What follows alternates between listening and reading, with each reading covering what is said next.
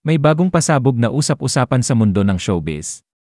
Ang kapuso stars na sina Maeve Legaspi at Ashley Ortega, spotted na magka-holding hands habang pumapasok sa isang establishmento sa Cebu City.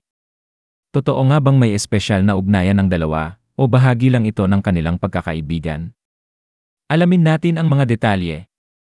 Nag-viral online ang isang video kung saan makikita sina Maeve at Ashley na sweet habang magka-holding hands. Agad itong naging trending topic, at maraming netizens ang nagtanong, sila na ba talaga? Ayon sa mga fans na naroon, tila walang pag-aalinlangan ang dalawa sa pagiging close nila sa isa't isa.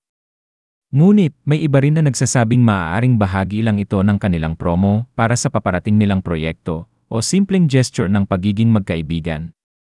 Dagdag pa rito, napansin ng ilang netizens na tila may matching outfits ang dalawa sa araw na iyon na nagbigay pa ng dagdag kilig sa mga spekulasyon.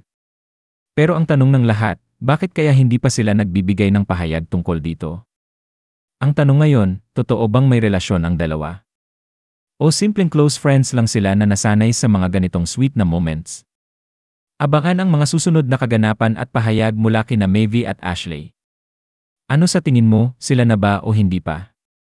I-comment ang iyong hula, at huwag kalimutang mag-like, mag-share, at mag-subscribe para sa iba pang showbiz updates na tulad nito.